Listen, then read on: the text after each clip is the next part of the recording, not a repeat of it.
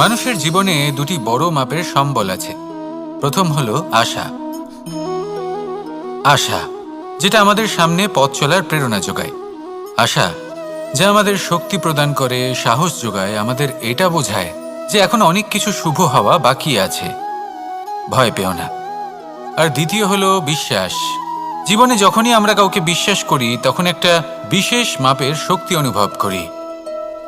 কখনো কখনো এই আশা হতাশায় পরিবর্তিত হয়ে যায়, আর বিশ্বাসঘাতকতায় পরিবর্তিত হয়। তখন কি করা যায়? তখন কি আপনি এটা বলবেন যে আশা করা অনুচিত, বিশ্বাসের অস্তিত্ব নেই? না, এটা কখনোই অনুচিত নয়। আপনি যদি কাউকে বিশ্বাস করেন আর সেই বিশ্বাস যদি সেই ব্যক্তি ভঙ্গ করে, তাহলেও এটা আপনার দোষ, কারণ আপনি সিদ্ধান্ত নিয়েছিলেন যে আপনি সেই ব্যক্তির ওপর বিশ্বাস করবেন। আপনার সিদ্ধান্তের দোষ ছিল, আপনার ভাগ্যে নয়। কিন্তু ধরুন এমন একটা পরিস্থিতি এলো, তখন কি করা উচিত? আশা করুন তাদের থেকে যারা আপনার থেকে বড়, আর বিশ্বাস করুন তাদের যারা আপনার সমতুল্য। আশা করতে হলে ঈশ্বরের কাছে করুন যে আমি জীবনে যা কিছুই করছি, যে কর্ম করছি, যাকে বিশ্বাস করছি, তারা আমার সাথে যেন কোনো অনুচিত না করেন। আমি শুধু এটাই আশা করব। আর বিশ্বাস অন্য কারোর উপর করার আগে নিজের উপর করুন, কারণ সত্যি বলতে আপনি নিজেকে কখনোই ঠকাবেন না, তাই না? আসুন আমার সাথে ভালোবেসে বলুন, রাধা রাধা। বেশিরভাগ মানুষ কথা বলে থাকেন যে সময় অত্যন্ত বলশালী, সময় হলো খুবই শক্তিশালী। সময়কে চোখে দেখা যায় না, কিন্তু আমাদের সমস্ত কিছু দেখিয়ে দিয়ে যায়। তাই এই সময়কে কিছুটা ভয় পাওয়া প্রয়োজন। চলুন, প্রত্যেকের ভাবনা আলাদা, প্রত্যেকের মানসিকতার পিছনে নিজস্ব অভিজ্ঞতা রয়েছে, তাকে আমি সম্মান করি। আর কোথাও না কোথাও এই কথাটা সত্যি। কিন্তু যে ব্যক্তি নিজের জীবনে বিকাশ ঘটাতে চান, তিনি যতই এই সময়কে ভয় পান না কেন, তাকে এই সময়কে বুঝতে চেষ্টা করতেই হবে। যদি আপনি সাফল্যের পথে অগ্রসর হতে চান, তাহলে এই সময়কে বুঝুন, এর কথা বোঝার চেষ্টা করুন। এটা খুব আবশ্যক। দেখুন, আমরা সবাই জানি সময় আমাদের কাল, একদিন না একদিন সময় আমাদের অবশ্যই গ্রাস করবে। ততদিন এই সময়কে সম্মান করতে শিখুন। এটা কতটা শক্তিশালী সেটা বুঝতে চেষ্টা করুন, আর সময়ের সাথে তালে তাল মিলিয়ে চলতে চেষ্টা করুন। সময় নিজে থেকেই শুভ হয়ে উঠবে। আসুন আমার সাথে ভালোবেসে বলুন, রাধা রাধা। জন্ম এবং মৃত্যু, এই দুই হলো মানুষের জীবনের সবথেকে গুরুত্বপূর্ণ দুই মুহূর্ত। মানুষ যখন জন্ম নেয় তখন তার কাছে এই সংসার জন্মগ্রহণ করে, এবং এই সংসারে যে জ্ঞান আছে, পুণ্য আছে, পাপ আছে, উচিত অনুচিত আছে, সেই সব কিছু সে জানতে পারে। এবার যেই মুহূর্তে তার মৃত্যু হয়, তার কাছে এই সব কিছুরই মৃত্যু হয়ে যায়। এবার মানুষের যখন জন্ম হয়, এই শুভ দিনের প্রসন্নতার কারণে মিষ্টি বিতরণ করা হয়, উপহার বিতরণ করা হয়, সবাই তা গ্রহণ করেন। এবার মানুষ যখন মৃত্যু লাভ করেন, তখনও শ্রাদ্ধের কাজের সময়ও নানান মিষ্টি বিতরণ করা হয়, সবাই সেটাও গ্রহণ করেন। এবার এই মিষ্টি দ্বারা আমরা জীবনে মিষ্টি মুখ করি, কিন্তু আমাদের জীবনের সবথেকে গুরুত্বপূর্ণ এই মুহূর্ত, এই দুই দিনেই আমরা এটা গ্রহণ করতে পারি না। কখন গ্রহণ করতে পারি? যখন উচিত সময় আসে। আর উচিত সময় কখন আসে? জন্মদিন এবং মৃত্যুদিন, এই দুইয়ের মাঝের মুহূর্ত, জীবনকাল। এই জীবনকালেই আপনি মিষ্টি খেতে পারেন, সুস্বাদু ব্যঞ্জন খেতে পারেন, শ্রেষ্ঠ কর্ম করতে পারেন, পুণ্য করতে পারেন, এই সংসারকে প্রেরিত করতে পারেন। তাই এই জীবনকালকে ব্যর্থ হতে দেবেন না। এই সময় অত্যন্ত শ্রেষ্ঠ কর্ম করুন, মহান হয়ে উঠুন, আর আমার সাথে ভালোবেসে বলুন, রাধা রাধা। প্রেম অত্যন্ত পবিত্র অনুভূতি, শুদ্ধ অনুভূতি। কোনো অশুভ মানুষের হৃদয় পরিবর্তন করার ক্ষমতা রাখে, তাদের মনেও করুণা জাগ্রত করার ক্ষমতা রাখে। কিন্তু কিছু মানুষ এমন আছেন, কিছু পরিস্থিতি, কিছু মুহূর্ত এমন আসে যখন প্রেমে শান্ত থাকা যায় না। ভালোবেসে কিছু বোঝানোর জন্য আমি যুদ্ধ থেকে পালিয়েছিলাম, আমাকে যুদ্ধবিমুখ বলা হয়েছিল। কিন্তু তখনও যখন জরাসন্ধ বুঝতে পারল না, তখন ওকে দুটুকরো করে সমাপ্ত করতে হলো। প্রেমপূর্বক মৈত্রীর প্রস্তাব নিয়ে আমি হস্তিনাপুরে গিয়েছিলাম, কিন্তু যখন দুর্যোধনের অশুভ বুদ্ধি এটা বুঝতে পারল না, তখন আমাকে মহাভারত রচনা করতে হলো। ভালোবেসে এই সংসারের জন্য আমি বাঁশি বাজাই, কিন্তু এমন কিছু মানুষ আছেন যারা প্রেমের ভাষা বুঝতে পারেন না। তাদের হাত থেকে এই সংসারে যে ভালোবাসা আছে তাকে রক্ষা করার জন্য আমাকে হাতে সুদর্শন চক্র তুলে নিতে হলো। এই সংসারে ভালোবাসা গুরুত্বপূর্ণ। এই সংসারকে যদি ভালোবাসা দিয়ে ভরিয়ে তুলতে পারেন, এই সংসার একটু বেশি সুন্দর হয়ে উঠবে, চারিদিকে প্রসন্নতা ছেয়ে যাবে। কিন্তু যখন এমন একটা সময় আসে যখন ভালোবাসা সংকটে পড়ে যায় আর তাকে রক্ষা করা অনিবার্য হয়ে পড়ে, তাহলে যদি তার জন্য কঠোর হতে হয় সেটা হন, যদি হাতে অস্ত্র তুলে নিতে হয় তা তুলে নিন। এই ভালোবাসাকে সুরক্ষিত রাখা প্রয়োজনীয়। আসুন আমার সাথে ভালোবেসে বলুন, রাধা রাধা। এই বৃহৎ বৃক্ষকে দেখুন, অত্যন্ত শক্তিশালী বৃক্ষ। এটা সবারই প্রিয়, তা সে ছোট হোক বা বড়, বৃদ্ধ হোক বা জোয়ান, সবাই ভালোবাসে এই বৃক্ষকে। আর সত্যি বলতে এই বৃক্ষ সবাইকে সেবা করে, সবাইকে ফল দান করে, সবাইকে ছায়া প্রদান করে। দূর থেকে দেখে মনে হয় এর কোনো পরিচর্যার প্রয়োজনই নেই, কিন্তু একজন কুশল মালী এইভাবে ভাবেন না। তিনি সময় অন্তরে খুব খুঁটিয়ে এই গাছ নিরীক্ষণ করেন, দেখতে থাকেন। যদি কোনো এমন শাখা থাকে যা রোগগ্রস্ত, তাহলে সেটা কেটে আলাদা করে দেন। যদি এমন কোনো শাখা থাকে যা মৃত, তাহলে সেটা আলাদা করে দেন।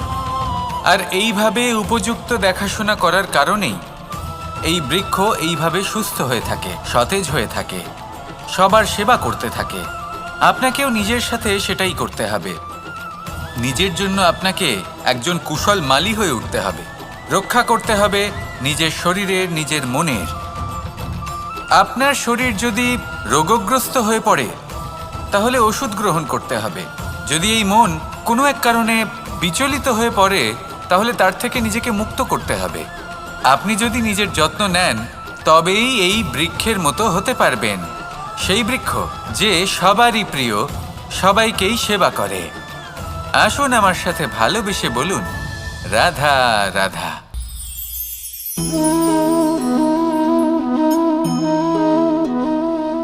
ভোজনের দ্বারাই শরীর পুষ্টি লাভ করে। ছোটবেলা থেকে আজ পর্যন্ত যাই আপনার ভোজন হয়ে থাকুক, যাই আপনার আহার হয়ে থাকুক, সেই অনুসারেই আপনার শরীর গঠিত হয়েছে। এই ভোজন অত্যন্ত গুরুত্বপূর্ণ, সেই জন্য এর প্রত্যেক অংশকে বোঝা খুব আবশ্যক। প্রথম অংশ, যে আমরা কি গ্রহণ করছি, এই ভোজন কোন স্থান থেকে আসছে সেটা বুঝুন। দ্বিতীয় অংশ, ভোজন কে বানাচ্ছেন। এই ভোজন সর্বশ্রেষ্ঠ তখনই হয় যখন মাতার হাতে তৈরি করা ভোজন হয়। কিন্তু যদি মাতার তৈরি করা ভোজন আপনি প্রাপ্ত নাও করতে পারেন, তাহলে সেই ব্যক্তির ভোজন তৈরি করা উচিত যিনি সাত্ত্বিক। তৃতীয় অংশ, কোন স্থানে আপনি ভোজন গ্রহণ করছেন। যে স্থানে আপনি ভোজন গ্রহণ করছেন তা সাত্ত্বিক হওয়া উচিত, তাহলে অত্যন্ত গুরুত্বপূর্ণ। এবং চতুর্থ সবথেকে গুরুত্বপূর্ণ অংশ, তা হলো এই ভোজন আপনি যার দ্বারা প্রাপ্ত করেছেন, যেখান থেকে প্রাপ্ত করেছেন, যে স্থানে বসে আপনি ভোজন গ্রহণ করছেন, তার প্রতি কৃতজ্ঞতা প্রকাশ করুন এবং ভোজন পূর্ণরূপে সমাপ্ত করুন। তবেই এই ভোজন আপনাকে সুখী জীবন দান করবে, সুস্থ শরীর দেবে, আর এই মন তা সুপ্রসন্ন হয়ে বলবে, রাধা রাধা। এই হলো বটগাছের একটা বীজ।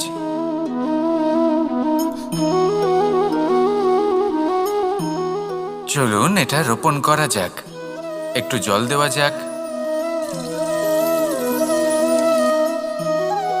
এবার এখানে একটা বিশাল বটবৃক্ষ উৎপন্ন হবে।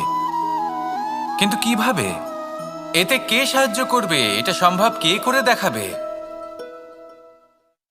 প্রকৃতি।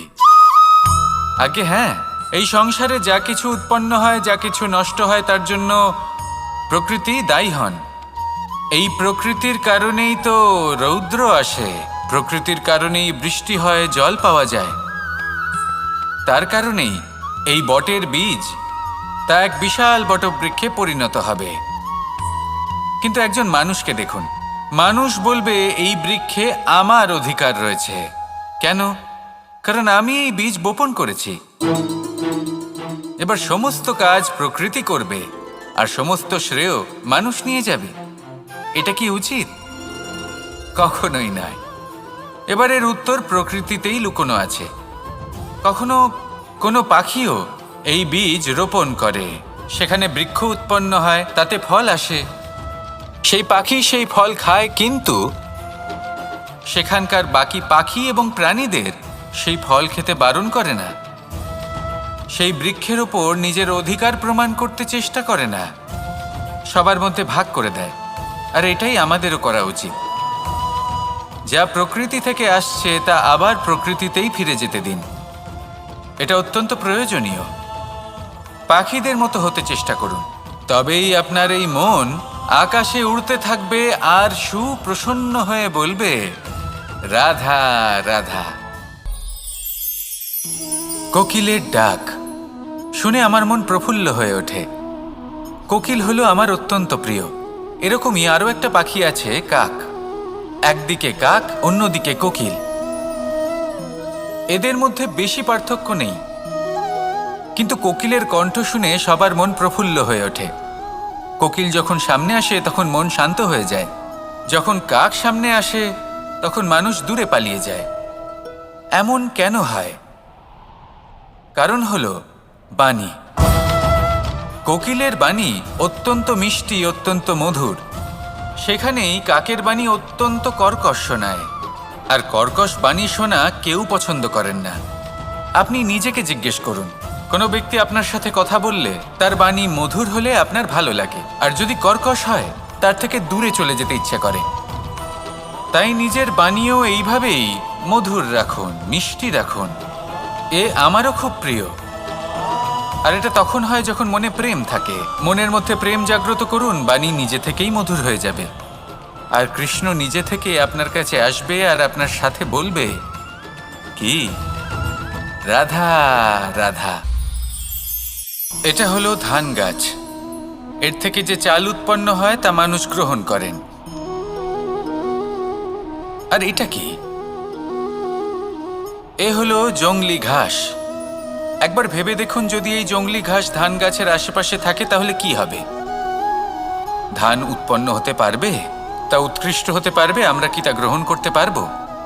কখনোই নয়। এই জংলি ঘাস ধানকে নষ্ট করে দেবে, কিন্তু নিজে জীবিত থাকবে। এটাই হলো আজকের শিক্ষা। এই সংসারে যদি আপনি নীতির পথে চলতে চান, উচিত কর্ম করতে চান, সংসারকে সেবা করতে চান, তাহলে জংলি ঘাসের মতো ব্যক্তিদের থেকে সবসময় দূরে থাকতে হবে। সেই ব্যক্তি যারা দুর্নীতি এবং মিথ্যা দ্বারা পরিপূর্ণ, যাদের ব্যবহার অশুভ, যাদের অনেক অশুভ গুণ রয়েছে, তারা সঠিক নয়। সেই সকল ব্যক্তি যাদের চরিত্র অত্যন্ত দুষ্ট হয়, তারা হয় শুভ চরিত্রের ব্যক্তিকে একদম নষ্ট করে দেয়, নয় নিজের মতো বানিয়ে তোলে। তাই যদি আপনি নীতির পথে চলতে চান, এই সংসারের জন্য শুভ কর্ম করতে চান, তাহলে সেই সঙ্গ লাভ করুন যে সঙ্গ জ্ঞানে পরিপূর্ণ, যাদের মধ্যে অনেক গুণ আছে, যাদের থেকে প্রতিদিন কিছু শিখতে পারবেন। এমন ব্যক্তির সাথে জীবন অতিবাহিত করুন। দুরাচারীদের থেকে দূরে থাকুন। তবেই এই মন প্রসন্ন হয়ে বলবে, রাধা রাধা। প্রত্যেক প্রাণী ভালোভাবে জীবন যাপন করতে চান, এটা তাদের স্বভাবে আছে এবং ভাবাটা অনুচিত নয়। কিন্তু একটা ভালো জীবনের গুরুত্বপূর্ণ অংশ কোনটা? বসবাসের স্থান।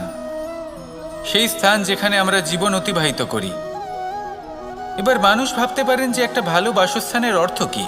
সেই স্থান যেখানে সহজে জল পাওয়া যায়, যেখানে শুদ্ধ বায়ু পাওয়া যায়, যেখানে আনাজ উৎপন্ন হয়। এটা জীবনযাপনের জন্য পর্যাপ্ত বটে, কিন্তু ভালো জীবনযাপনের জন্য আরও একটা কথা আপনাকে বুঝতে হবে। সাধু, জ্ঞানী, পণ্ডিত ব্যক্তি, এই সকল মহাপুরুষ, এনাদের যে বাসস্থান তা অত্যন্ত বিশেষ হয়। এখানে এক ধরনের বিশেষ ইতিবাচক শক্তি থাকে, এমন একটা স্থান যেখানে দেবতারাও বিচরণ করেন। জীবন আমরা সবাই যাপন করি, কিন্তু জীবনের উদ্দেশ্য শুধুমাত্র জীবন যাপন করা নয়। জীবনের উদ্দেশ্য হল মুক্তি লাভ করা। আর এই সকল সাধু, জ্ঞানী, পণ্ডিত ব্যক্তি, এই সকল মহাপুরুষ আপনাকে মুক্তির পথে নিয়ে যেতে পারেন।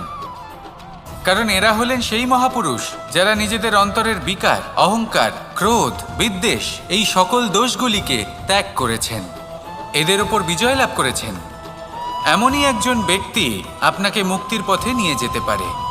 প্রয়োজন হলো শুধুই এনাদের চিনতে পারা, এদের কথা বুঝতে পারা এবং এদের দেখানো পথে চলা।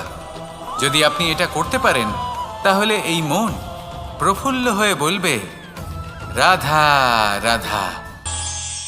আমরা যখনই কোনো গাছের চারা রোপণ করি, তখন সবার আগে পরীক্ষা করে দেখি যে যেখানে আমরা চারা রোপণ করতে চলেছি সেখানকার মাটি আদৌ উর্বর কি না, সেই মাটি সেই চারাকে বাড়তে সাহায্য করবে কিনা। যখন একটা চারা রোপণের আগে আমরা এত কিছু ভাবতে পারি, তাহলে কাউকে বিশ্বাস করার আগে আমরা কেন ভাবি না? জীবনে কখনো এই বিশ্বাসরূপী চারা কোথাও রোপণ করার আগে বোঝার চেষ্টা করুন যে যার ওপর আপনি বিশ্বাস করতে চলেছেন সে কি আদৌ আপনার বিশ্বাসের যোগ্য কি না। ভেবে দেখুন সেই ব্যক্তি ভবিষ্যতে গিয়ে আপনার বিশ্বাস ভাঙতে পারে কি না। এটাও ভেবে দেখুন যে যাকে আপনি বিশ্বাস করতে চলেছেন তাকে আপনি বিশ্বাস করলে নিজের জীবনের উদ্দেশ্যে আপনি অগ্রসর হতে পারবেন কি না। আর তার জন্য প্রয়োজন সঠিক সিদ্ধান্ত, পরখ করা, কোনটা উচিত কোনটা অনুচিত সেটা বোঝা। আর তাতে কিন্তু আপনি সন্দেহবাতিক হবেন না, তাতে আপনি আরো নিপুণ হয়ে উঠবেন। তাই যদি আপনি নিপুণ হয়ে উঠতে চান, তাহলে বোঝার চেষ্টা করুন, পরখ করে দেখুন, কোনটা উচিত কোনটা অনুচিত বুঝুন। আর বিশ্বাস তখনই করুন যখন আপনি 100% নিশ্চিত হবেন যে সে বিশ্বাসের যোগ্য। আসুন আমার সাথে ভালোবেসে বলুন, রাধা রাধা। প্রত্যেক মানুষ জীবনে সাফল্য কামনা করেন এবং তার জন্য নিরন্তর চেষ্টা করতে থাকেন, নানান ধরনের নীতি এবং পরিকল্পনা করেন। শুধু একটা বিষয় নিয়ে ভয়ভীত থাকেন, পরীক্ষার বিষয়। প্রত্যেক মানুষকে জীবনে পরীক্ষা দিতেই হয়, আর বিভিন্ন সময় পরীক্ষা দিতে হয়। এটাই হলো প্রকৃতির নিয়ম, আর সেটা আমরা বদলাতে পারবো না। এবার মানুষ ভাবে যে বারবার আমাকেই কেন পরখ করা হচ্ছে। তিনি ভীত হয়ে থাকেন, কারণ পরীক্ষার এই প্রক্রিয়া খুব একটা সহজ হয় না। এবার আমাকে একটা কথা বলুন, যদি আপনি সোনা বিক্রি করতে যান, তাহলে সেই সোনা যতই শুদ্ধ হোক না কেন, সামনে থাকা ব্যবসায়ী একবার অন্তত তাকে পরখ করে দেখে, তাই না? তবেই তো তার মূল্যটা জানা যায়। আমরাও হলাম সেই স্বর্ণের মতো, সময়ান্তরে আমাদেরকেও পরখ করা হবে। শুধু নিজেকে শ্রেষ্ঠ করে তুলুন, নিজেকে শুদ্ধ রাখুন। যদি শ্রেষ্ঠ এবং শুদ্ধ হন, তাহলে আর পরীক্ষার ভয় থাকবে না। আপনার মূল্য যা থাকার সেটাই থাকবে। আসুন আমার সাথে ভালোবেসে বলুন, রাধা রাধা। সাগর জলতত্ত্ব দ্বারা সমৃদ্ধ, এ হলো জন্মদাতাও আর জনকও। এই সাগরকে দেখে আমরা অনেক কিছু শিখতে পারি।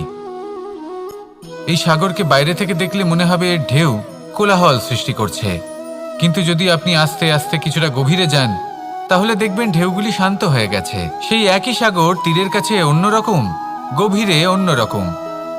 এবার সাগরের মাঝে এসে দাঁড়ান আর অনুমান করতে চেষ্টা করুন যে এটা কতটা গভীর। তাহলে দেখবেন এই কাজ অসম্ভব। আপনি সত্য কখনোই জানতে পারবেন না যতক্ষণ না সেই সাগরের তলদেশে পৌঁছচ্ছেন। এবার এই সাগরের মতোই হয় মানুষ।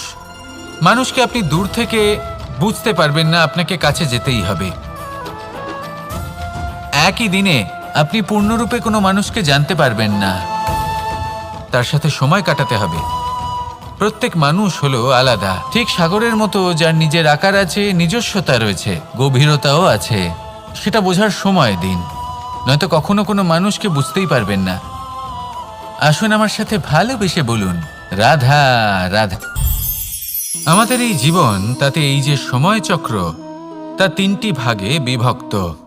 এক হলো অতীতকাল, ফেলে আসা অতীত, তারপরে আসে বর্তমান, এখনকার এই মুহূর্ত, আর তারপর আসে আগামীকাল অর্থাৎ ভবিষ্যৎ। এবার এখানে সবথেকে গুরুত্বপূর্ণ হলো অতীতকাল, ভবিষ্যৎকাল, ফেলে আসা অতীত এবং আগামী সময়। কেন? কারণ এই দুইয়ের উপর নির্ভর করছে যে আপনি বর্তমানে কি করতে চলেছেন। শুধু প্রয়োজন হলো সঠিক দৃষ্টিভঙ্গির। অতীতকালকে যদি আপনি একটি দৃষ্টিভঙ্গি থেকে দেখেন, তাহলে অতীতকালে আপনি দুঃখও দেখতে পাবেন, যন্ত্রণাও দেখতে পাবেন। অন্য কোনো দৃষ্টিভঙ্গি থেকে দেখলে আপনি অতীতকাল থেকে শিক্ষাও লাভ করবেন। এবার এই শিক্ষা অনুসারেই বর্তমানে কর্ম করা উচিত। এবং যদি ভবিষ্যতের কথা বলি, তাহলে বলবো ভবিষ্যতের কথা ভেবে আপনি আজ অবশ্যই চিন্তিত হতে পারেন।